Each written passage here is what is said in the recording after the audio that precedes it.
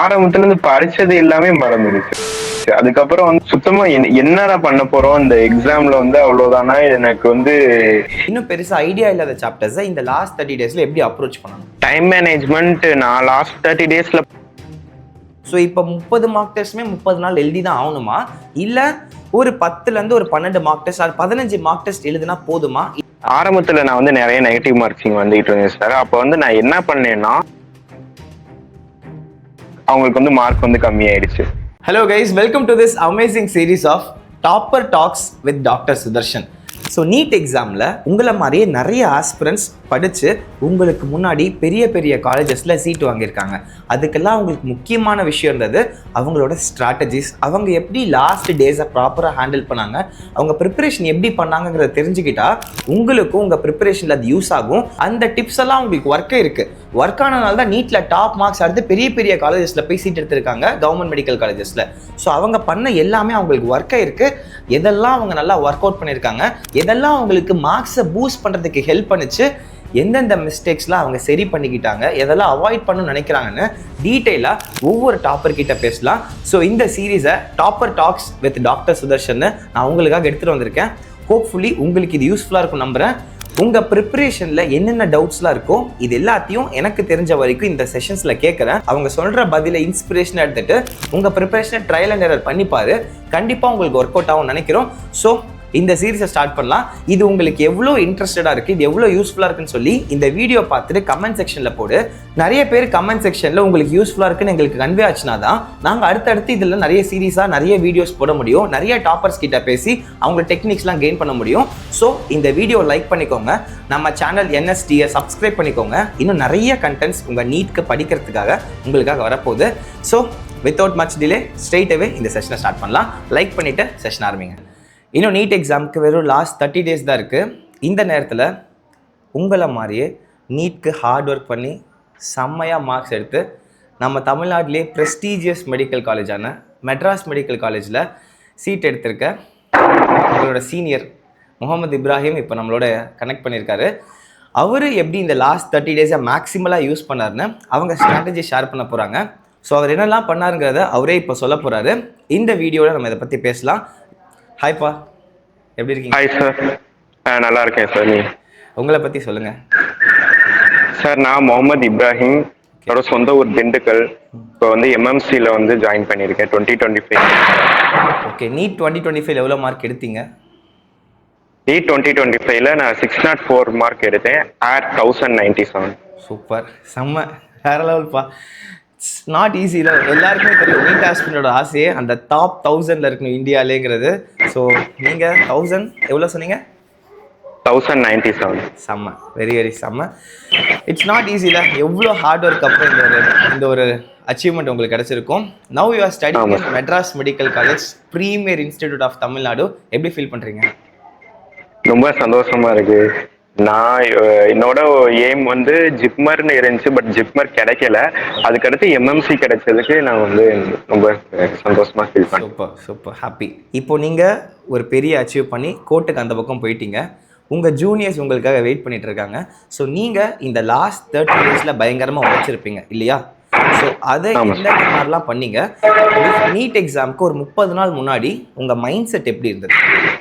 ரொம்ப ப்ரெஷராக இருந்துச்சு சார். கடைசி ஒரு 15 டேஸ் அப்புறம் போனதுக்கப்புறம் ஒரு மாதிரி ரொம்ப ஹெக்டிக்காக இருந்துச்சு. லாஸ்ட் ஒரு 2 இயர்ஸ் நல்லா ப்ரிப்பேர் தான் பண்ணிட்டோம். இருந்தாலும் வந்து நம்மளால இது முடியுமா முடியாதான்னு ஒரு மைண்ட் கொஞ்சம் குழப்பமா, கொஞ்சம் ஸ்ட்ரெஸ்ஸாக ரொம்ப இதாக இருந்துச்சு. பட் வந்து அப்போ வந்து என் ஃப்ரெண்ட்ஸ் அண்ட் ஃபேக்கல்ட்டிஸ் எல்லாரும் ஹெல்ப் பண்ணி எனக்கு மோட்டிவேஷன் கொடுத்து இப்போ பண்ணேன். Okay, nice. நீங்கள் வந்து 12th முடித்தோடனே ஃபஸ்ட்டில் எழுதுனீங்களா இல்லை 1 இயர் ரிப்பீட் பண்ணீங்களா? இல்லை, 12th முடித்தோடனே தான் ஃப்ரெஷ்ஷர். Right, okay. ஸோ நீங்கள் நீட் எக்ஸாம் எழுதுறதுக்கு ஒரு 30 நாள் இருக்கிறதுக்கு முன்னாடி உங்கள் மைண்ட் செட் எப்படி இருந்தது? உங்களால் சீட் எடுக்க முடியும், நீட்டில் நல்ல மார்க் வாங்கிட முடியுங்கிற கான்ஃபிடென்ஸ் இருந்ததா, இல்லை என்ன எக்ஸாக்டாக ஃபீல் பண்ணீங்கன்னு சொல்லுங்கள். லாஸ்ட் ஒரு 15 டேஸ் கிட்ட போகும்போது மைண்ட் ரொம்பவே ஸ்ட்ரெஸ்ஸாக இருந்துச்சு. ஒரு 2 இயர்ஸா வந்து ஹார்ட் ஒர்க் பண்ணி இது பண்ணியிருக்கேன். பட் இருந்தாலும் வந்து லாஸ்ட் 15 டேஸ்ல நிறைய டவுட்ஸ் இருந்துச்சு. நம்மளால வந்து நீ இதை கிளியர் பண்ண முடியுமா? நம்மளால கடைசி எக்ஸாம்ல வந்து நீட் எக்ஸாம்ல நம்ம வந்து சொதப்பிடுவோமோ? இவ்வளோ நல்லா பண்ணிட்டு கடைசியில் அங்கே சொதப்பிடுவோமோ? அந்த மாதிரி ஒரு கன்ஃபியூஷன்ஸ். பட் ஆனால் வந்து இப்போ அது வந்து அங்கே நான் ரொம்ப டவுனாக ஃபீல் பண்ணும்போது என்னோட ஃப்ரெண்ட்ஸ் அண்ட் ஃபேக்கல்டிஸ் வந்து நிறைய எனக்கு ஹெல்ப் பண்ணி மோட்டிவேஷன் கொடுத்து கடைசியில் வந்து காட்ஸ் கிரேஸ் நல்லா பண்ணிட்டேன். கண்டிப்பாக கண்டிப்பாக. பிகாஸ் நீங்கள் எவ்வளோ பெரிய டாப்பர், உங்களுக்குமே அந்த செல்ஃப் டவுட் இருக்குது இல்லையா? எக்ஸாம் முன்னாடி அந்த லாஸ்ட் 30 days 15 days உங்களுக்கு செல்ஃப் டவுட் இருந்துட்டு தான் இருந்திருக்கு. ஸோ நீங்கள் அப்போல்லாம் கண்டிப்பாக மார்க் டெஸ்ட் எழுதிட்டு இருந்திருப்பீங்க, ஸ்கோர் பண்ணிட்டு தான் இருந்திருப்பீங்க. அப்பயுமே உங்களுக்கு அந்த டவுட் இருந்துகிட்டு இருக்குது. ஸோ இட் இஸ் டோட்டலி நார்மல்ல. ஸோ அப்போது இந்த செல்ஃப் டவுட் வரப்போ நிறைய நேரம் அதில் போய் மாட்டிப்பீங்களா? இல்லை ஓகே எனக்கு வந்து இந்த செல்ஃப் டவுட்லாம் வருது ஆனாலும் பரவாயில்ல பார்த்துக்கலாம்னு சொல்லிட்டு அதை ஓவர் கம் பண்ணிடுவீங்களா? எப்படி அதை ஹேண்டில் பண்ணீங்க? லைக் உங்கள் ஃப்ரெண்ட்ஸ் ஹெல்ப் பண்ணாங்க, நீங்கள் அதை எப்படி ஹேண்டில் பண்ணீங்க? நான் வந்து நிறைய செல்ஃப் டவுட் வரும்போது நான் வந்து எனக்கே கொஞ்சம் நான் சொல்றது ஓகே, நம்ம இவ்வளோ வரையில் பண்ணிட்டோம், இன்னும் ஒரு எக்ஸாம் தான் இது, நம்ம பண்ற டெய்லி மார்க் டெஸ்ட் மாதிரி தான் இதுவும் ஒன் ஆஃப் த எக்ஸாம் மாதிரி தான் இருக்கும், நம்ம இதுல எப்படி பண்றோமோ அதே மாதிரி அதுலயே நல்லா பண்ணிக்குவோமோன்னு வந்து ஒரு ஒரு கான்ஃபிடன்ஸ் நானே எனக்கு கொடுத்துக்கிட்டேன். அதே மாதிரி தான் ஃப்ரெண்ட்ஸும் வந்து அதான் சொன்னாங்க, இது வரைக்கும் நீ நல்லா தான் பண்ணியிருக்க, இனிமேலும் நல்லா தான் பண்ணுவேன் அப்படின்னு வந்து ஒரு கான்ஃபிடன்ஸ் கொடுத்தேன். செம்ம சூப்பர். ஸோ இதில் இன்னொரு முக்கியமான டவுட்ப்பா, நிறைய பேருக்கு விஷயம் இருக்குது. இந்த லாஸ்ட் 30 daysல எந்த ஒரு மிஸ்டேக்கை நீட் ஆஸ்பிரண்ட் பண்ணிடவே கூடாதுன்னு நீங்கள் நினைக்கிறீங்க? நீங்கள் நிறைய எக்ஸ்பீரியன்ஸ் பண்ணியிருப்பீங்களா? ஆனால் இந்த மிஸ்டேக் நான் தெரியாமல் பண்ணிட்டேன், இதை இதுக்கப்புறம் யாரும் பண்ணக்கூடாது அப்படின்னு எது நினைக்கிறீங்க? ஃபர்ஸ்ட் ஒரு 10 days நான் வந்து பண்ண மிஸ்டேக் என்னன்னா, நிறைய ஃபுல் புக்கையும் ஓப்பன் பண்ணி படிக்க ஆரம்பிச்சிட்டேன் சார். ஒரு சாப்டர் ஓப்பன் பண்ணி ஸ்டார்டிங் டு எண்டிங் வந்து திரும்பி வந்து ரிவைஸ் பண்ணலாம், அப்பதான் நல்லா இருக்கும்னு வந்து பண்ண ஆரம்பிச்சிட்டேன். அதுல வந்து எனக்கு நிறைய டைம் வேஸ்ட் ஆயிடுச்சு. அதுக்கு வந்து நான் வந்து எல்லாருமே வந்து பயப்படுவோம்ல, மார்க் டெஸ்ட்டுக்கு முன்னாடி எல்லாத்தையும் ரிவிஷன் பண்ணிட்டு தான் எழுதணும், எல்லாத்தையும் படிச்சுட்டு தான் எழுதணும்னு சொல்லிட்டு. ஏன் அந்த டைம் வேஸ்ட், ஏன் இப்படி நெகட்டிவா நினைக்கிறீங்க அதை? ஏன்னா சார் இப்போ வந்து நான் என்ன அது மாதிரி பண்ணும்போது வந்த அதே மார்க்ஸ் தான் நான் வந்து அடுத்து ஒரு ஒரு 10 நாள் வந்து ரிவைஸ் பண்ணாம எழுதும் போது வந்துச்சு. எனக்கு வந்து ஆல்ரெடி வந்து கொஞ்சம் தெரிஞ்ச டாபிக்ஸ்ல வந்து நான் நல்லா தான் பண்ணேன். ஆனா வந்து அதையும் திரும்பி ரிவைஸ் பண்ணும்போது அதுல டைம் வேஸ்ட் மாதிரி ஆயிடுச்சுங்க சார். ஓ! அப்போது நீங்கள் வந்து இது ஆக்சுவலாக இன்ட்ரெஸ்டிங்காக இருக்குது. நான் இந்த ஆஸ்பெக்ட் கேட்டதில்ல. ஸோ அப்படின்னா நம்ம ஆல்ரெடி கொஞ்சம் கான்ஃபிடென்ட்டாக இருக்கிறத உட்காந்து தேவையில்லாமல் ரிவிஷன் பண்ண டைம் ஒதுக்க வேணாம். எதெல்லாம் ரொம்ப வீக்காக இருக்கமோ, கொஞ்சம் மறந்த மாதிரி இருக்கோ, அதை மட்டும் ரிவிஷன் பண்ணலாம்னு நினைக்கிறீங்களா? ஆமா சார், அதான் சார். இப்போ பிசிக்ஸ்ல எல்லாம் நிறைய சாப்டர்ஸ் வந்து ஒரு மோஸ்ட்லி இப்போ நியூட்டன்ஸ் லாஸ் ஆஃப் மோஷன், அதெல்லாம் எலக்ட்ரோஸ்டாட்டிக்ஸ், இதெல்லாம் வந்து இம்பார்ட்டன்ட் சாப்டர்ஸ் தான். பட் ஆனால் வந்து அதை திரும்பி நம்ம வந்து ஏற்கனவே நல்லா படிச்சிருப்போம், ஆல்ரெடி ஒரு 70 to 80% அந்த டாபிக்ல வந்து நம்மளுக்கு ஆல்ரெடி கிளாரிட்டி இருக்கும்ல, அப்போ வந்து அதை திரும்பி ரிவைஸ் பண்ணும் போது நம்மளுக்கு அது டைம் வேஸ்ட் தானே. ஸோ ஆனால் இதில் ஃபார்முலாஸ்லாம் மறந்து போகுமே, அதெல்லாம் எப்படி மேனேஜ் பண்ணுறது? கெமிஸ்ட்ரியில் நிறைய ரியாக்ஷன்ஸ் இருக்குது, நேமிங் ரியாக்ஷன்ஸ் இருக்குது, அதெல்லாம் என்ன மாதிரி பண்ணுவீங்க? நான் ஆக்சுவலி என்ன பண்ணேன்னா, ஒரு லாஸ்ட் 6 months வந்து நான் வந்து ஒவ்வொரு சாப்டரையும் படிக்கும் போது ஒரு ஃபார்முலா லிஸ்ட் மாதிரி ரெடி பண்ணிட்டு இருந்தேன் sir. Formula list and short notes மாதிரி ரெடி பண்ணிட்டு இருந்தேன். கெமிஸ்ட்ரியில் லைக் இம்பார்ட்டண்ட்டான ரியாக்ஷன்ஸ் அண்ட் இம்பார்ட்டண்ட்டான ஃபார்முலாஸ், ஏதாவது வந்து இந்த டேட்டா வந்து கொஸ்டின்ல கேட்பாங்களோ அந்த மாதிரி வந்து தோன்றது எல்லாத்தையும் வந்து ஒரு பேப்பர்ல வந்து எழுதி வந்து சேவ் பண்ணி வச்சுட்டேன். லாஸ்ட் ஒரு 1 month வந்து நான் வந்து ஃபுல்லா ரிவைஸ் பண்றதுக்கு பதிலாக அதை மட்டும் ரிவைஸ் பண்ணிட்டு இருந்தேன் சார். செம்ம. அதுலேருந்து எவ்வளோ கொஷின்ஸ் வந்தது? அதுலேருந்து கிட்டத்தட்ட ஒரு 30 to 40 கொஸ்டின்ஸ் வந்துருந்துச்சு. செம்ம இல்லை? போட்ட ஹார்ட் ஒர்க் ஒர்த் இல்லை. ஆக்சுவலாக நான் படிக்கிறப்ப பண்ணேன். ஃபர்ஸ்ட் டைம் எப்பயோ நோட்ஸ் எழுதி வச்சிருப்போம், பட் அதை உட்காந்து ரீவிசிட் பண்ணி படிக்கிறப்போ இதெல்லாம் இந்த பாயிண்ட்லாம் மறக்கிற மாதிரி இருக்குன்னு சொல்லி தனித்தனி எடுத்து வைப்போம். அது இதெல்லாம் இம்பார்ட்டன்ட் திங்ஸ், இதெல்லாம் கேட்க நீங்கள் சொன்னீங்க பார்த்தீங்களா, இந்த ஃபேக்டை கேட்க முடியும் எக்ஸாமில் அப்படின்னு நினைக்கிறது எல்லாத்தையும் தனியாக எடுத்து வச்சிட்டோம்னா அதை மட்டும் ரிவிஷன் பண்ணுறது பெட்டராக இருக்குது இல்லை? ஒரு குட்டி version of our everything. Right, ஆமாம் ரைட்ப்பா.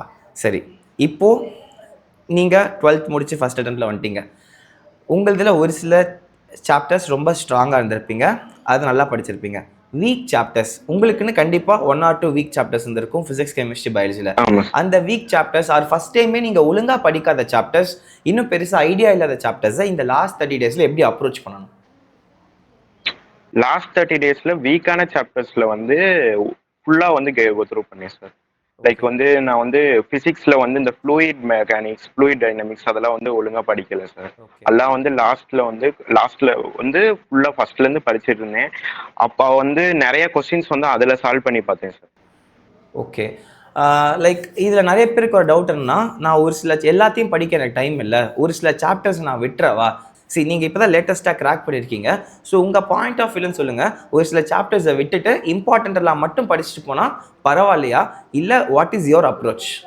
சார் அப்படி சொல்ல முடியாது சார். ஏன்னா வந்து நம்மளுக்கு நல்லா படிச்ச சாப்டர்ஸ்ன்னு நம்ம சொல்றதுலயே சில டாபிக்ஸ் வந்து நம்மளுக்கு வந்து கிளியரா இல்லாம இருக்கலாம். சில கொஸ்டினோட இது வந்து நம்மளுக்கு கிளியரா இருக்கலாம். அதுல இருந்து சப்போஸ் வந்து கொஸ்டின் கேட்டுட்டாங்கன்னா நம்ம வந்து என்ன பண்ண முடியும்? அதனால வந்து எல்லா சாப்டர்ஸுமே கோ த்ரூ பண்ணணும்.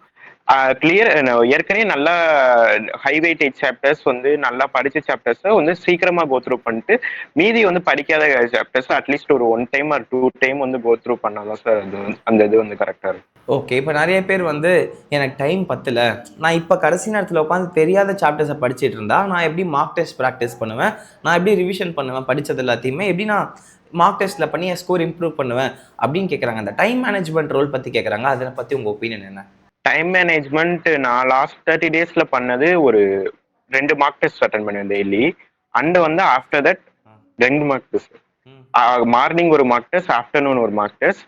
ரெண்டுக்கும் நடுவில் இருக்க கேப்ல வந்து அந்த மார்க் டெஸ்ட்ல வந்து நான் என்னெல்லாம் தப்பு பண்ணேனோ அந்த கொஸ்டின்ஸ் அந்த அந்த சாப்டர்ஸ் வந்து திரும்பி 1 டைம் ரிவைஸ் பண்ணுவேன், அந்த டாபிக் மட்டும். ஓகே, செம்ம. ஆக்சுவலாக டைம் இருந்ததா? எனக்கு இதை கேட்குறப்ப பயங்கரமாக இருக்குது. ஒரு நாளைக்கு 2 மார்க் டெஸ்ட்டுங்கிறது ரொம்ப கொஞ்சம் ஹை லெவலாக இருக்குது. அட்லீஸ்ட் 1 எழுதுனா ஓகேவா? நீங்கள் 2 எழுதுனால ஒரு 1 எழுத சொல்லுங்கள். ரெண்டாவது மார்க் டெஸ்ட் கொஞ்சம் ஆப்ஷனல் மார்க் டெஸ்ட் தான். ஒரு நாள் நான் எழுதிட்டு இருந்தேன், ஒரு நாள் ஆனா அதுக்கு தினமும் காலையில ஒரு மார்க் டெஸ்ட் எழுதிடுவேன் சார். அந்த மார்க் டெஸ்ட் முடிச்சுட்டு அதுல வந்து நான் தப்பு பண்ற கொஸ்டின்ஸ் வந்து அந்த டாபிக்ஸ் ஒரு தடவை ரிவைஸ் பண்ணிட்டு அதுக்கடுத்து மீதி இருக்க டைம் வந்து நான் இதுக்கு அலோகேட் பண்ணிட்டேன். நான் வந்து கிளியரா வந்து கிளாரிட்டி இல்லாத சாப்டர்ஸ் அண்ட் டாபிக்ஸ் அதை வந்து அடுத்த ஆஃப்டர்நூன் டைம்ல வந்து அந்த ஈவினிங் டைம்ல அதை ரிவைஸ் பண்ணிட்டேன். ஆக்சுவலாக செம்ம ஐடியா இல்லை இது. ஸோ நம்ம ரெண்டாக பிரிச்சுக்கிறோம் நம்ம லாஸ்ட் 30 டேஸை. ஒரு சைடில் வந்து நம்ம ஆல்ரெடி நம்ம வீக் ஜோன் தெரியும், நம்ம ஒழுங்காக படிக்காத சாப்டர்ஸ், ஒழுங்காக ரிவிஷன் பண்ணாத சாப்டர்ஸை எடுத்து வச்சுக்கிறீங்க. அதுக்கு ஒரு டைம் அலாட் பண்ணுறீங்க, ஈவினிங் டைமில் உட்காந்து அதெல்லாம் ப்ராக்டிஸ் பண்ணுறீங்க, அதெல்லாம் ஸ்ட்ரென்தன் பண்ணிட்டே வரீங்க. இன்னொரு டைமில் வந்து ஒரு மார்க் டெஸ்ட் எழுதுறீங்க. அந்த மார்க் டெஸ்ட்லேருந்து என்னென்னலாம் மிஸ்டேக்ஸ் பண்ணியிருக்கீங்களோ உட்காந்து அனலைஸ் பண்ணி, இப்போ அந்த கொஷின் கேட்டிருக்காங்க, அந்த கொஷின் நமக்கு தப்பாக இருக்குன்னா அது எந்த டாப்பிக்லேருந்து கேட்டிருக்காங்களோ போய் அதை படித்து பார்த்து ரிவிஷன் பண்ணி கொஞ்சம் எம்சிக்யூஸ் ப்ராக்டிஸ் பண்ணுறீங்க. ஆமாவா? ஆமாம் சார். ஸோ தட் ஒரு சைடு உங்கள் வீக் ஏரியாஸ் வந்து டெய்லி ஈவினிங் ஸ்ட்ரென்த் ஆகிட்டே இருக்குது. இன்னொரு சைடு டெய்லியும் புது புது மிஸ்டேக்ஸை கண்டுபிடிச்சிட்டே இருக்கீங்க உங்கள் மார்க் டெஸ்ட் மூலிமா, அதை ரெக்டிஃபை பண்ணிகிட்டே இருக்கீங்க இல்லை? ஆமாம். சூப்பர். ஸோ நீங்கள் ஆல்மோஸ்ட் நிறைய சிலபஸை படித்து முடிச்சிருந்தீங்க. அதனால் ஸ்டார்டிங்லேருந்தே இந்த 30 நாள் டெய்லி ஒரு மார்க் டெஸ்ட் எழுதுறீங்க. இந்த மாதிரி ஒரு ஸ்டூடெண்ட்டு இப்போ தான் கொஞ்சம் ஓரளவுக்கு 70% 80% முடிச்சிருக்காங்க. இன்னுமே கொஞ்சம் நிறைய பேக்லாக்ஸ் இருக்குது. ஸோ இப்போ 30 மார்க் டெஸ்ட்டுமே 30 நாள் எழுதி தான் ஆகணுமா, இல்லை ஒரு 10லேருந்து ஒரு 12 மார்க் டெஸ்ட் அது 15 மார்க் டெஸ்ட் எழுதுனா போதுமா? இதை பற்றி உங்களோட தாட் என்ன? நிறைய பேக்லாக் இருக்குன்னா ஒரு 1 டே ஆஃப்டர் 1 டே வந்து ஒரு நாள் கேப் போட்டு மார்க் டெஸ்ட் எழுதலாம் சார். எழுதிட்டு அந்த வந்து 1 டே வந்து அப்போ மார்க் டெஸ்ட் எழுதுற டே வந்து அந்த மார்க் டெஸ்ட்ல வந்து என்னால மிஸ்டேக் பண்றோமோ அந்த சாப்டர் மட்டும் படிச்சுட்டு மீதி இருக்க வந்து நெக்ஸ்ட் டே வந்து நம்ம வந்து பேக்லாக் இருக்க சாப்டர்ஸ் வந்து படிக்கணும். ஓகே, ஆக்சுவலாக ரொம்ப நல்ல ஐடியா இது. ஸோ இந்த மாதிரி பண்ணுறப்போ மார்க் டெஸ்ட்டும் அவங்க எழுதிட்டே இருக்காங்க, ரொம்ப டூ மச்சாக குவான்டிட்டி அடிக்காமல் ஒரு டீசெண்டான குவான்டிட்டி பேக்லாக்ஸும் கிளியர் பண்ண டைம் கிடைக்குது இல்லையா? ஆமாம் சார். Okay, ton. அடுத்த கொஷின்ப்பா. இந்த லாஸ்ட் 30 டேஸில் what one thing you did அது உங்களோட மார்க்ஸை செம்மையாக பூஸ்ட் பண்ண ஹெல்ப் பண்ணுச்சு உங்கள் ஸ்கோர்ஸில்? லாஸ்ட் 30 டேஸில் நான் மெயினாக வந்து பயாலஜிக்கு பார்த்தா நான் வந்து பிவைக்யூஸ் மட்டும்தான் சார் சால்வ் பண்ணேன். வேற எந்த விதமாக பயாலஜியும் சரி கெமிஸ்ட்ரியும் சரி நான் வந்து பிஐக்யூஸ் மட்டும்தான் சார் சால்வ் பண்ணேன். எக்ஸ்ட்ராவும் எந்த ஒரு ரெஃபரன்ஸ் புக்கோ இல்லை கைடோ நான் வந்து யூஸ் பண்ணல சார். வேற எந்த விதமான கொஸ்டின் பேங்க் யூஸ் பண்ணல, பிஐக்யூஸ் மட்டும் தான். பிசிக்ஸுக்கு மட்டும் நான் வந்து மற்ற கொஸ்டின் பேங்க்ஸ் வந்து யூஸ் பண்ணேன். ஆனால் வந்து நான் வந்து அதில் பார்த்தது என்னன்னா கெமிஸ்ட்ரியில் வந்து நான் சால்வ் பண்ணது நிறையா வந்து பிவைக்யூஸ் அந்த மாடலில் வந்து ரிலேட்டடாகவே வந்துருந்துச்சு. ஓகே, ஸோ அப்போ இந்த லாஸ்ட் 30 டேஸ் நீங்கள் பிவைக்யூஸ்னா நீட் பிவைக்யூஸ் மட்டும் போட்டிங்களா, இல்லை ஜெய்மே அந்த மாதிரி வேறு ஏதோ பிவைக்யூ போட்டிங்களா? AIPMT PYQs and JEE PYQs போடல. ஜேஇ போடல. நீட் முன்னாடி நீட் 2017 நீட் பிவைக்யூ இருந்திருக்கும். அதுக்கு முன்னாடி ஏஐபிஎம்டி அதெல்லாம் சொல்லுவோம், எய்ம்ஸ் ஜெப்னு சொல்லுவோம். எல்லா கொஸ்டின்ஸும் ஓரளவுக்கு பார்த்துட்டீங்க. அதெல்லாம் நிறைய சிமிலர் மாடல்ஸ் வந்திருக்கு இல்லையா? ஓகே, அப்போ பயாலஜி அண்ட் கெமிஸ்ட்ரிக்கு இந்த லாஸ்ட் ஃபியூ டேஸில் கண்டிப்பாக வேறு சோர்ஸில் போய் தேவையில்லாத எம்சிக்யூ பேட்டர்ன் பார்க்காம இந்த ப்ரீவியஸ் இயர் கொஷின்ஸ் எந்த பேட்டர்ன்லாம் இருக்கோ அதெல்லாம் ப்ராக்டிஸ் பண்ணுறப்போ உங்களுக்கு பெட்டரான ரிசல்ட் வந்திருக்கு. ஒன்று. ஆமா அண்ட் இது இல்லாம நீங்க ரிவிஷன் பண்றப்ப என்சிஆர்டிலாம் எப்படி ரிவிஷன் பண்ணீங்க? பயாலஜி கெமிஸ்ட்ரிலாம் கெமிஸ்ட்ரியில வந்து இந்த இன்ஆர்கானிக் கெமிஸ்ட்ரிக்கு ஃபுல்லா அந்த வேல்யூஸ் அது எல்லாத்தையுமே வந்து திரும்பி ஒரு தடவை இப்போ வந்து டி பிளாக்ஸ்னா அந்த வேல்யூஸ் எல்லாமே ஒவ்வொரு டைம் ஒரு எக்ஸாம் போகும்போது ஒரு 10 மினிட்ஸ் அதுக்கு மட்டும் நான் வந்து செப்பரேட்டா வந்து இது பண்ணிட்டு அதை ஒரு தடவை கோ த்ரூ பண்ணிடுவேன் சார். ஏன்னா அந்த வேல்யூஸ் வந்து எனக்கு அடிக்கடி மறந்துகிட்டே இருக்கும். அதனால அதே மாதிரி பயாலஜிலேயும் வந்து அனிமல் கிங்டம் அப்புறம் வந்து இந்த பேட்னியில் வந்து ஒரு சில டாபிக்ஸ் இதெல்லாம் வந்து திரும்பி ஒரு தடவை எக்ஸாமுக்கு போறதுக்கு முன்னாடி ஒரு தடவை ரிவைஸ் பண்ணிட்டு போனேன். எனக்கு வந்து இந்த மறக்கிற சாப்டர்ஸ் வந்து ஒரு அதுக்குன்னு ஒரு ஒரு ஹாஃப் அன் ஹவர் வந்து ஸ்பெண்ட் பண்ணிட்டு எக்ஸாமுக்கு வந்து போறதுக்கு முன்னாடி நான் அதை வந்து ரிவைஸ் பண்ணிட்டு போனேன். ரிவிஷன் பண்ணிடுவீங்க. சூப்பர். நீங்கள் ரிவிஷன் பண்ணுறப்போ நீங்கள் யூஸ் பண்ண மெட்டீரியல் என்ன? நீங்கள் படித்த என்சிஆர்டி புக்கா, இல்லை உங்கள் கிளாஸ் நோட்ஸா, இல்லை வேறு ஏதாவது எக்ஸ்டர்னல் சோர்ஸை ட்ரை பண்ணிங்களா? வேற எந்த எக்ஸ்டர்னல் சோர்ஸும் யூஸ் இல்லை சார். பயாலஜிக்கு நான் வந்து ஃபுல்லாவே இதுதான் சார், என்சிஆர்டி மட்டும் தான் யூஸ் பண்ணேன். கெமிஸ்ட்ரிக்கு வந்து கிளாஸ் நோட்ஸ் அந்த இது புக் என்சிஆர்டி யூஸ் பண்ணேன். நீங்கள் எந்த கிளாஸில் படிச்சிங்களோ அவங்களோட நோட்ஸும் யூஸ் பண்ணிக்கிட்டு புக்கு எங்கெல்லாம் தேவையோ ரிவிஷன் பண்ணிக்கிட்டீங்க. ஸோ அப்போ பயாலஜி பொறுத்த வரைக்கும் வேறு எங்கேயும் போவேன்னா உங்கள் என்சிஆர்டி புக்கையே ஒரு 1000 தடவை திருப்பி பார்க்குற அளவுக்கு திருப்பிக்கிட்டே இருக்கணும் இல்லையா? எக்ஸாம் 30 டேஸில். ஸோ எந்தெந்தெல்லாம் தேவையோ டக்குன்னு போய் அந்த 2-3 லைன் படித்து பார்த்து மண்டையில் ஏற்றிக்கணும், ரிவிஷன் பண்ணிக்கணும். இந்த டியூ கோர்ஸ் ஆஃப் டைமில் இந்த லாஸ்ட் 30 டேஸில் உங்களுக்கு நிறையா ஸ்ட்ரெஸ் இருக்கும். திடீர்னு ஒரு சில இடத்துல மார்க் டெஸ்ட்டில் லோ மார்க்ஸ் வந்திருப்பீங்க. ஒரு சில மார்க் டெஸ்ட் நல்லா நீங்கள் பார்த்த மாதிரி ரிசல்ட் வந்திருக்கும், ஒரு சிலர் லோவாக வாங்கியிருப்பீங்க. அந்த லோ மார்க்ஸ் வரப்போ எப்படி ஹேண்டில் பண்ணுவீங்க, எப்படி தாங்குவீங்க? லோ மார்க்ஸ் வந்தோன்னே ஃபர்ஸ்ட் வந்து ரொம்ப டவுனாக ஃபீல் பண்ணிடுவேன். அதுக்கப்புறம் வந்து நான் வந்து ஏன் வந்து நான் வந்து மிஸ்டேக் பண்ணேன், எதுக்கு வந்து பண்ணேன் அப்படின்னு வந்து ஒரு தடவை அனலைஸ் பண்ணி பார்ப்பேன் சார். அப்போ நிறைய தடவை அந்த மாதிரி வந்துச்சு. அந்த மாதிரி நான் பண்ணும்போது பார்த்ததுல இது எனக்கு வந்து தெரிஞ்சது என்னன்னா, நான் வந்து எந்த சாப்டர்ஸ்ல எல்லாம் வந்து வீக்கா இருக்கிறேனோ அதுல தான் நிறைய மிஸ்டேக் பண்ணிட்டு இருந்தேன் இந்த எக்ஸாம்ல. அந்த பர்டிகுலர் மார்க் டெஸ்ட்ல வந்து அந்த சாப்டர்ஸ்ல இருந்து ஹை வெயிட்டேஜ்ல வந்து கொஸ்டின் கேட்டிருப்பாங்க. அதனால வந்து நான் இது பண்ண மாதிரி ஃபீல் பண்ணேன். அதனால வந்து அப்பல இருந்து இன்னும் கொஞ்சம் டைம் ஸ்பெண்ட் பண்ணி அந்த சாப்டர்ஸை திரும்பி ரிவைஸ் பண்ணிட்டு அப்பதான் வந்து ஒரு ஒரு இது கிடைச்சு, மோட்டிவேஷன் கிடைச்சு. சரி நம்மளால பண்ண முடியும் அப்படின்னு வந்து இது பண்ணி அப்புறம் தான் வந்து செம்ம. ஸோ ஆக மொத்தத்தில் வீக் ஏரியாஸ் எங்கெல்லாம் நம்ம நிஜத்திலே வீக்காக இருக்கோமோ அதெல்லாமே தான் மார்க் டெஸ்ட்லேயும் நம்ம மார்க்ஸ் டவுன் பண்ணி விடுதுங்கிறீங்க இல்லையா? ஆமாம் சார். ஸோ அப்போ அந்த வீக் ஏரியாஸை சீக்கிரமாக கண்டுபிடிச்சி அதை சார்ட் அவுட் பண்ணி உட்காந்து அதை ப்ரிப்பேர் பண்ணி முடிச்சு வச்சிடணும், தட்டி வச்சிடணும். So that okay.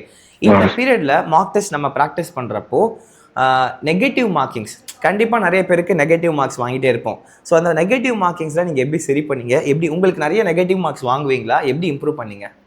நிறைய பேருக்கு இந்த கொஸ்டின். ஆரம்பத்தில் நான் வந்து நிறைய நெகட்டிவ் மார்க்ஸிங் வந்துட்டு இருந்தேன் சார். அப்போ வந்து நான் என்ன பண்ணேன்னா, இப்போ வந்து ஒரு பயாலஜியில் வந்து ஒரு 90 கொஸ்டின் சால்வ் பண்ணுறேன்னா அதில் வந்து ஒரு 70 கொஸ்டின்ஸ் வந்து எனக்கு கன்ஃபார்ம்னு தெரியும் சார். கன்ஃபார்ம் இந்த ஆன்சர் தான் வருதுன்னு தெரியும்னா அதை மட்டும் ஃபர்ஸ்ட் சால்வ் பண்ணிட்டு மீதி இருக்க அந்த 20 கொஸ்டின்ஸ்க்கு வந்து ஒரு டைம் அலோகேட் பண்ணிடுவேன் சார். இப்போ லாஸ்ட் ஒரு 15 மினிட்ஸ் இல்லைன்னா ஒரு 20 மினிட்ஸுங்க மாதிரி அலோகேட் பண்ணிட்டு அதை மட்டும் தனியாக அப்புறம் வந்து எல்லாத்தையும் முடிச்சுட்டு ஒரு தடவை மைண்ட் கிளியர் ஆனதுக்கப்புறம் எக்ஸாம் மைண்ட் கிளியர் ஆனதுக்கப்புறம் அப்புறம் வந்து கடைசி வந்து அதை வந்து ஒரு தடவை வந்து நல்லா யோசிச்சு பார்த்துட்டு அப்புறம் வந்து இது பண்ணுவேன் சார்.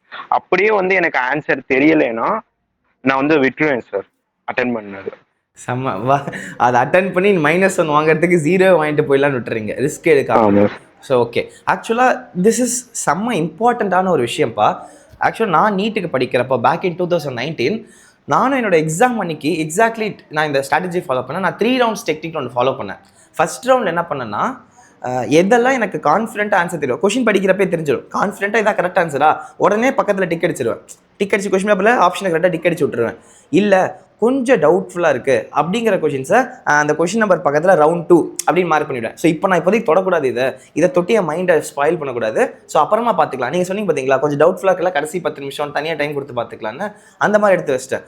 round 3 ஒன்று வச்சுருந்தேன், தொடக்கூடாது, நான் படித்ததுலேருந்தே வரல, நான் படிக்காதுலேருந்து கேட்டேன் அப்படிங்கிறத எல்லாத்தையும் round 3 மார்க் பண்ணிட்டேன். ஸோ அந்த ஒவ்வொரு கொஷின் பை கொஷின் கோத்ரூ பண்ணுறப்பே round 1 மார்க் பண்ணுற எல்லாத்தையும் கரெக்டாக கான்ஃபிடென்ட்டாக இருக்கும், பிரச்சனை இல்லை. ஸோ அப்போ அந்த கான்ஃபிடென்ட்டாக நிறைய கொஷின்ஸை கன்சிஸ்டண்ட்டாக டிக் அடிச்சு போக நமக்குள்ளே ஒரு பாசிட்டிவிட்டி கிரியேட் ஆகுதுல்ல, அண்ட் அந்த பாசிட்டிவிட்டி வந்து ஒரு பூஸ்ட் கொடுக்குது. பின்னாடி வந்து அந்த டவுட்ஃபுல் கொஷின்ஸை கூட ஆன்சர் பண்ணுறதுக்கு ஒரு ஹெல்ப் பண்ணுது இல்லைங்களா? ஆமாம். எனக்கு இது பண்ணுச்சு. எனக்கு இது எக்ஸாம் அன்னைக்கு எக்ஸாக்டாக நடந்தது.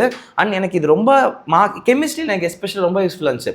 கெமிஸ்ட்ரி நானும் ஒரு 35 நான் ஆல்மோஸ்ட் 161 மார்க்ஸ் எடுத்திருந்தேன் பேக் இன் 2019. அன்னைக்கு எனக்கு நல்லா தெரிஞ்சது க்ளோஸ் டு ஒரு 130 மார்க்ஸ்க்கு தான். அந்த எக்ஸ்ட்ரா 31 மார்க்கு எனக்கே தெரியல. நான் நிறைய டவுட்ஃபுல் கொஷின்ஸ் எல்லாத்தையும் லாஸ்ட்டுக்கு தள்ளி வச்சுருந்தேன் நீங்கள் பண்ண மாதிரியே. அந்த லாஸ்ட்டில் தள்ளி வச்சதை கொஞ்சம் பொறுமையாக 1 by 1 டைம் கொடுத்து கொஞ்சம் சார்ட் அவுட் பண்ணுறப்போ என்னால் கிளாரிட்டி கிடச்சிது, கொஞ்சம் பொறுமை கிடச்சிது, டைம் கிடச்சிது. ஸோ அதை கரெக்டான டெசிஷன் எடுக்க ஹெல்ப்ஃபுல்லாக இருந்துச்சு. ஸோ இந்த மாதிரி டவுட்ஃபுல் கொஷின்ஸை தனியாக பைலப் பண்ணால் உங்களோட எஃபிஷியன்சி இம்ப்ரூவ் ஆகுதுன்னு சொல்ல வரீங்க இல்லை? ஆமாம். எனக்கும் இது ஒர்க் ஆச்சு. சூப்பர். ஆக்சுவலாக இது யாராவது யூஸ் பண்ணாமல் இருக்கீங்கன்னா, மார்க் டெஸ்ட்டில் உங்களுக்கு யாராவது இந்த மாதிரி டவுட்ஃபுல்லாக இருக்குன்னா இந்த ஸ்ட்ராட்டஜி ஃபாலோ பண்ணி ட்ரையல் அண்ட் எரர் பண்ணி பாருங்கள், உங்களுக்கு ஒர்க் ஆகுதான்னு. கைஸ் யூஸ் பண்ணிக்கோங்க. ரைட்டு, யூஸ் பண்ணிப்பாங்க. நெக்ஸ்ட்டு டைம் மேனேஜ்மெண்ட்ப்பா. இந்த டெஸ்ட் எழுதுகிறப்போ எப்படி இந்த 3 மணி நேரத்தை மேனேஜ் பண்ணீங்க? பயாலஜிக்கு எவ்வளோ நேரம், ஃபிசிக்ஸ் எவ்வளோ நேரம், கெமிஸ்ட்ரி எவ்வளோ நேரம், யூஸ்வலாக எப்படி கொடுப்பீங்க? ரஃபாக சொல்லுங்கள். ஸ்டார்டிங்கில் நான் வந்து ஃபஸ்ட்டு பயாலஜி வந்து அட்டன் பண்ணுவேன். ஓகே. ஒரு 45 to 50 மினிட்ஸில் வந்து பயாலஜியில் வந்து ஒரு 65 கொஸ்டின் to 70 கொஸ்டின் நான் வந்து இது பண்ணேன். அந்த தெரிஞ்ச கொஸ்டின் 75 கொஸ்டின்ஸ், அடுத்து 70 கொஸ்டின் அதை வந்து கம்ப்ளீட் பண்ணிடுவேன். அடுத்து வந்து ஒரு 50 மினிட்ஸில் வந்து கெமிஸ்ட்ரியில் அதே மாதிரி ஒரு 35 to 40 கொஸ்டின்ஸ் வந்து கம்ப்ளீட் பண்ணிடுவேன். அடுத்து வந்து 1 hour வந்து ஃபிசிக்ஸ்க்கு வந்து யூஸ் பண்ணுவேன். யூஸ் பண்ணிட்டு மீதி வந்து இருக்கிற டைம் ஃபுல்லாமே வந்து நான் அந்த டவுட்ஃபுல்லாக இருக்கிற கொஸ்டின் அதை வந்து சால்வ் பண்ணுறதுக்கு. சூப்பர். ஸோ அப்போ பயாலஜி, கெமிஸ்ட்ரி, ஃபிசிக்ஸ் தான் உங்கள் ஆர்டரும்? ஃபிசிக்ஸ் தான் தெரிஞ்சு எல்லாருக்கும் மெஜாரிட்டி ஆஃப் த நீட் ஆஸ்பிரன்ஸ்க்கு இந்த ஆர்டர் தான் நினைக்கிறேன். எனக்கும் இந்த ஆர்டர் தான் இருந்துச்சு. நான் இந்த லாஸ்ட் இந்த 10 நான் close to 10 to 12 mark test எழுதியிருந்தேன். எழுதுறப்போ ஒவ்வொரு தடவை ஒவ்வொரு ட்ரையல் பண்ணேன். சரி நமக்கு இந்த பயாலஜி, கெமிஸ்ட்ரி, ஃபிசிக்ஸ் செட் ஆயிடுச்சு, இருந்தாலும் ட்ரையல் பண்ணி பார்க்கலான்னு சொல்லிட்டு ஒரு தடவை கெமிஸ்ட்ரி வச்சு ஆரம்பிச்சிருக்கேன். ஒரு சில சமயம் ரேராக 1 or 2 டெஸ்ட்டில் ஃபிசிக்ஸ் வச்சு ஆரம்பிச்சிருக்கேன். எனக்கு ஒர்க் அவுட் ஆகலை. எனக்கு பயாலஜி தான் நல்லா ஒர்க் அவுட் ஆச்சு. ஸோ உங்களுக்கு ஒர்க் அவுட் இருக்குன்னா நிறைய பேருக்கு ஒர்க் அவுட் ஆகுது நம்புறேன் இல்லையா? ஒரு கான்ஃபிடன்ஸ், ஒரு ஹாப்பினஸ், ஒரு சாட்டிஸ்ஃபேக்ஷன் கிடைச்சிடும். ஓகே, நான் 75 கொஸ்டின் போட்டேன், ஒரு பேசிக்காக ஒரு ட்ரேட்மார்க் செட் பண்ணிட்டேன்னு. ஆமாம் சார். Okay, right. வேற என்ன டிஃபிகல்ட்டிஸ் நீங்கள் ஃபேஸ் பண்ணீங்க இந்த லாஸ்ட் 30 நாளில்? ஆனால் எனக்கு இதெல்லாம் கொஞ்சம் டிஃபிகல்ட்டாக இருந்தது, இதெல்லாம் கொஞ்சம் கஷ்டப்பட்டேன், அது எப்படியோ நான் சரி பண்ணிட்டேன் அப்படிங்கிற மாதிரி ஏதாவது டிஃபிகல்ட்டிஸ் இருக்கா? லைக் பெரிய இதை ரிவிஷன் பண்ணுறதுக்கோ, இல்லை சீக்கிரமாக திரும்ப மறந்து போகிறது, ஆர் உங்கள் மிஸ்டேக் நோட் புக் அந்த மாதிரி ஏதாவது ஐடியாஸ் இருக்கா? இது அந்த மாதிரி ஏதாவது? ஆமாம் சார். மிஸ்டேக் நோட் புக்ஸ் வந்து ஸ்டார்டிங்கில் வந்து ஒரு 10 டெஸ்ட்டுக்கு வந்து மிஸ்டேக் நோட் புக்ஸ் ரெடி பண்ணி அதை வந்து ரிவைஸ் பண்ணிட்டேன். பட் ஆனால் ஆஃப்டர் தட் டைம் சஃபிஷியண்ட்டாக இல்லை சார் மெயின்டைன் பண்ணுறதுக்கு. ஸோ அதுக்கடுத்து வந்து நான் வந்து அப்பப்போ வந்து அதை ரிவைஸ் பண்ணிட்டு போயிட்டு இருந்தேன். அண்ட் வந்து லாஸ்ட் ஒரு 10 டெஸ்ட் அட்டன் பண்ணும்போது எனக்கு வந்து இது என்னது இந்த வேல்யூஸ்லாம் வந்து எங்கெங்கே இருக்கோ அது எல்லாமே வந்து கிட்டத்தட்ட மறந்துடுச்சு. ஃபுல்லா ஆரம்பத்துல இருந்து படிச்சது எல்லாமே மறந்துடுச்சு. அதுக்கப்புறம் வந்து அதுக்குன்னு வந்து ஒரு நாள் வந்து நான் வந்து பர்டிகுலரி டைம் ஸ்பெண்ட் பண்ணி அதை ஃபுல்லாத்தையும் ரிவைஸ் பண்ணிட்டு அடுத்த டெஸ்ட் போனேன். இல்லை பயாலஜி ஆல்ரெடி நல்லா படிச்சு வச்ச வேல்யூஸை திடீர்னு ஒரு நாள் மறந்துடுச்சிங்களா? அந்த எல்லாம்? ஆமாம் சார். பயாலஜியில் ஓரளவுக்கு இருந்துச்சு. பட் ஆனால் கெமிஸ்ட்ரி அண்ட் ஃபிசிக்ஸில் கூட இல்லை. கெமிஸ்ட்ரியில் வந்து இந்த வேல்யூஸ் எங்கெல்லாம் ஒரு இன்ஆர்கானிக் கெமிஸ்ட்ரியில் வேல்யூஸ் அண்ட் வந்து ஆர்கானிக்ல அந்த மெல்டிங் பாயிண்ட், பாயிலிங் பாயிண்ட் அந்த ஆர்டர்ஸ் அது எல்லாமே வந்து கிட்டத்தட்ட வந்து ஒரு நாள் வந்து ஃபுல்லா பிளாங்க் ஆயிடுச்சு சார். ஐயோ, எப்படி இருந்தது அந்த ஃபீல்? எல்லாம் மறந்து போனப்போ? ஆமா. எப்படி இருந்தது அது? அந்த நாள் மறந்து போனப்போ ஓரளவுக்கு கெஸ் பண்ணி அந்த வேல்யூ இது பண்ணிட்டேன். பட் ஆனா வந்து அந்த சில அந்த வேரியேஷன்ஸ் வரும்ல, அந்த இதெல்லாம் வந்து சுத்தமா என்னடா பண்ண போறோம் இந்த எக்ஸாம்ல வந்து அவ்வளவுதானா, எனக்கு வந்து இது இல்லாம எப்படி போறோம் அப்படின்னு போய் ஆனா ஓரளவுக்கு எக்ஸாம்ல மேனேஜ் பண்ணிட்டு அதுக்கப்புறம் எக்ஸாம் முடிச்சுட்டு வந்தோம். நான் ஃபர்ஸ்ட் பண்ணது அந்த வேல்யூஸ் எல்லாத்தையும் திரும்பி வந்து படிச்சு திரும்பியும் வந்து அதை வந்து எழுதி பார்த்து அதை வந்து மனப்பாடம் பண்ணிட்டு அது அப்புறம் தான் வந்து நெக்ஸ்ட் எக்ஸாமுக்கு போனேன். I think this is a topper thing நம்புறேன்.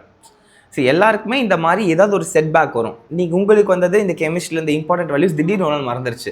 சத்தியமாக யாரும் இருந்தாலும் திடீர்னு அந்த பயம் வந்துடும். என்னடா இவ்வளோ கஷ்டப்பட்டு படித்து இவ்வளோ ஹார்ட் ஒர்க் போட்டு பண்ண திடீர்னு எல்லாம் மறந்து போச்சுன்னு. அந்த எக்ஸாமில் நீங்கள் கொஞ்சம் எதை கெஸ் பண்ணி மேனேஜ் பண்ணிட்டீங்க. ஆனால் அதோடு நிறுத்தாமல் அந்த எக்ஸாம் முடிச்சு வந்து அந்த மார்க் டெஸ்ட்டை முடிச்சு வந்து ஈவினிங் உட்காந்து எதெல்லாம் மறந்து போச்சோ கொஞ்சம் ஹார்ட் ஒர்க் பண்ணி எல்லாத்தையும் சரி பண்ணிக்க பார்த்தீங்களா, அந்த அந்த திங்கை தான் நிறைய பேர் மிஸ் பண்ணுறாங்கன்னு தோணுது. நம்ம எங்கே ஃபால் பேக் பண்ணுறோமோ அதை ஃபிக்ஸ் பண்ணுறது மூலியமாக அதை பற்றி நினச்சி ஃபீல் பண்ணிவிட்டு ஐயோ மறந்துடும் சொல்லி செல்ஃப் டவுட் ஆகி அதெல்லாம் நினச்சி ஃபீல் பண்ணி டைம் வேஸ்ட் பண்ணாமல் அதை சரி பண்ணணும்னு இறங்கி உட்காந்து செஞ்சிங்கல்ல, and that has created impact இல்லையா? அதனால தான் அந்த மறந்தது எல்லாத்தையும் சரி பண்ணி கான்ஃபிடன்ஸ் பேக் பண்ணீங்க. அந்த மாதிரி 1 or 2 days கொடுக்கலாம், இல்லை 1 day ஃபுல்லாக உட்காந்து பண்ணீங்களா அந்த மாதிரி? ஆமா சார். ஒன் டே ஃபுல்லா உட்காந்து பண்ணேன். ஸோ அப்படி பண்ணுறதுனால எல்லாத்தையும் ஒழுங்காக ஒரு ப்ராப்பராக ரீகால் பண்ணி கான்ஃபிடன்ஸ் பூஸ்ட் பண்ணிட்டீங்க. ஆமா சார். ஓகே, ஹோப் ஸோ இந்த எல்லா டிப்ஸுமே நம்ம நீட் ஆஸ்பிரன்ஸ்க்கு உங்கள் ஜூனியர்ஸ்க்கு யூஸ்ஃபுல்லாக இருக்கும் நம்புகிறேன். பார்க்கலாம் இதில் எவ்வளோ பேர் அவங்களோட சீட்டெல்லாம் எடுத்துகிட்டு உங்கள் ஜூனியர் ஆகுறாங்கன்னு சொல்லுங்கள். கைஸ், நீங்கள் யாராவது பார்த்துட்டு இருக்கீங்கன்னா உங்களோட MBBS ஜாயின் பண்ண உடனே மெட்ராஸ் மெடிக்கல் காலேஜ் நீங்கள் கிடச்சி போகிறீங்கன்னா உங்கள் சீனியர் இப்பயே பார்த்துக்கோங்க.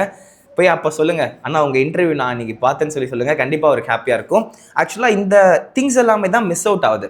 ஒரு டாப்பர் என்ன பண்ணுறாங்க இந்த லாஸ்ட் 30 டேஸில் எப்படி இதை ஹேண்டில் பண்ணுறாங்கிறதுனாலேயே நிறைய பேர் இதை தப்பாக ஹேண்டில் பண்ணி வேறு வழியில் போயிருக்காங்க. உங்கள் ஃப்ரெண்ட்ஸில் யாராவது இந்த மாதிரி லாஸ்ட் 30 டேஸில் கொஞ்சம் ஒழுங்காக இல்லாமல் நல்லா படிச்சுட்டு இருந்தவங்க திடீர்னு சரியாக படிக்காமல் வேறு தவறி போயிருக்காங்களா? மார்க் கம்மியாக இருக்கா? எக்ஸாமில் சீட்டு கிடைக்காம போயிருக்கா? அந்த மாதிரி ஒரு சில பேர் இருக்காங்க சார். ஓகே, அவங்க லாஸ்ட் 30 டேஸ்ல அவங்க நான் இது பண்ணதுல மெஜாரிட்டி என்ன தப்பு பண்ணாங்கன்னா, அவங்க அவங்களோட மிஸ்டேக்ஸ் கரெக்டா ரெக்டிஃபை பண்ணல சார். எக்ஸாம்ல இவ்வளவு மார்க் வந்துருச்சுன்னா ஓகே, எனக்கு 600 மார்க் வருது ஓகே அப்படின்னு சாட்டிஸ்ஃபை ஆகி அவங்க நெக்ஸ்ட் எக்ஸாமுக்கு போயிடுறாங்க. அதுல நான் அந்த மாதிரி எனக்கு நிறைய ஃப்ரெண்ட்ஸ் பண்ணதில்ல. அவங்க லாஸ்ட்ல அப்ப நீட்ல அவங்களுக்கு மார்க் கம்மியாயிடுச்சு. பேப்பர் டிஃபிகல்ட்டா வந்தனால அவங்க ஒரு கட்டத்துல எனக்கு ஓகே, எனக்கு 600 வந்துருச்சு, 620 வந்துருச்சு, ஓகே எனக்கு சீட் வந்துடும், அந்த மாதிரி ஒரு மைண்ட் செட்ல அவங்க போயிடுறாங்க. அவங்க இன்னும் ஒரு எஃபர்ட் அதுக்கு அடுத்த லெவலுக்கு நான் போகணுங்கிற ஒரு மைண்ட் செட்ல. அதனால கடைசியில அவங்க என்னெல்லாம் மிஸ்டேக் பண்ணிட்டு அதை ரெக்டிஃபை பண்ணலையோ அந்த இதெல்லாம் அந்த கான்செப்ட்ல அவங்களுக்கு பேக்லாக் இருந்தனால அவங்களால அந்த கொஸ்டின்ஸ் நீட்ல வரும்போது அது கரெக்டா பண்ண முடியல. கரெக்ட். ஆக்சுவலாக செம்ம பாயிண்ட் இது. இந்த ஸ்ட்ரீம் ஆஃப் பீப்புளை நம்ம நிறைய பேர் பேசுகிறதே இல்லை. எல்லோரும் 400 மார்க்ஸ், 450 மார்க்ஸ், 300 மார்க்ஸ் எடுக்கிறவங்கள பற்றி நிறைய பேசுகிறோம். ஒரு நல்ல மார்க்ஸ் வாங்கிட்டு இருந்த பசங்க நீட்டில் ஜெயிக்க முடியாமல் போகிறதுக்கான காரணம் இது இல்லையா? நான் நல்ல மார்க் வாங்கிட்டேன்னு சொல்லி ஒரு சாட்டிஸ்ஃபேக்ஷன்லேயே ஓகே எனக்கு நான் நினச்ச மார்க் வந்துருச்சு, இப்போ மார்க் டெஸ்ட்டில் என் மிஸ்டேக்ஸை சரி பண்ணாமல் விடுறேன், ஒரு அந்த சாட்டிஸ்ஃபேக்ஷன் லெவல் போகிறதுனால. ஸோ அதே மாதிரியே எக்ஸாமில் நடக்குங்கிற அவசியம் இல்லை. ஸோ நம்ம எவ்வளோ நல்ல மார்க் வாங்கினாலும் டெய்லி நம்ம மிஸ்டேக்ஸை கண்டுபிடிச்சி அதை ரெக்டிஃபை பண்ண தான் ஒரு பெட்டர் ரிசல்ட்ஸ் நம்ம நோக்கி இருக்கு இல்லையா? ரியலி செம்ம. Thank you so much for helping these people. கண்டிப்பாக நீங்கள் ஷேர் பண்ண எல்லா பாயிண்ட்ஸுமே ரொம்ப வேல்யூபுளாக இருக்குது. உங்கள் பசங்க உங்கள் ஜூனியர்ஸ் இதை யூஸ் பண்ணி நல்லா படிப்பாங்க நம்புகிறேன். Thank you so much for joining with us. Thank you sir. தேங்க்யூப்பா, தேங்க்யூ. அண்ட் லாஸ்ட் டிப், ஒரு மோட்டிவேஷனல் டிப். நம்ம பசங்க எக்ஸாம் முன்னாடி என்ன எக்ஸாம் டே ஸ்ட்ராட்டஜி இருக்குன்னு நீங்கள் நினைக்கிறீங்க? ஒரு மோட்டிவேஷனல் டிப்பாக சொல்லிட்டு போங்க.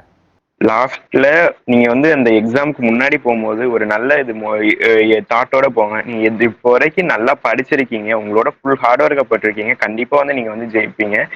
லாஸ்ட் நீங்க ரிவைஸ் பண்ணது எல்லாமே உங்களுக்கு ஞாபகம் இருக்கும் அப்படிங்கிற ஒரு மோட்டிவேஷனோட. தயவு செஞ்சு அந்த எக்ஸாம் அன்னைக்கோ இல்லை அதுக்கு அந்த நைட்டோ எதையும் ரிவைஸ் பண்ணிட்டு இருக்காம நல்லா ஒரு ஸ்லீப்பை கொடுத்துட்டு நல்லா தூங்கிட்டு அடுத்த நாள் போகணும். செம்ம ரியல். Thank you so மச்ப்பா. நிஜமாலுமே இந்த டிப்ஸ் எல்லாமே செம்ம யூஸ்ஃபுல்லாக இருந்தது. இதை யூஸ் பண்ணி ப்ராப்பராக ஃபாலோ பண்ணுங்கள் guys. Thank you so much. Really thank you Ibrahim பேசுனதுக்கு. ஆக்சுவலாக செம்மையாக ஓப்பனாக போகிறீங்க, செம்மையாக பேசுகிறீங்க, நல்லா எக்ஸாக்டாக பின் பாயிண்ட் அடிக்கிறீங்க. என்ன பிரச்சனையோ பசங்களுக்கு அதை பின் பாயிண்ட் அடித்து பேசுகிறீங்க. சூப்பர். தேங்க்யூ. தேங்க்யூப்பா, தேங்க்யூ.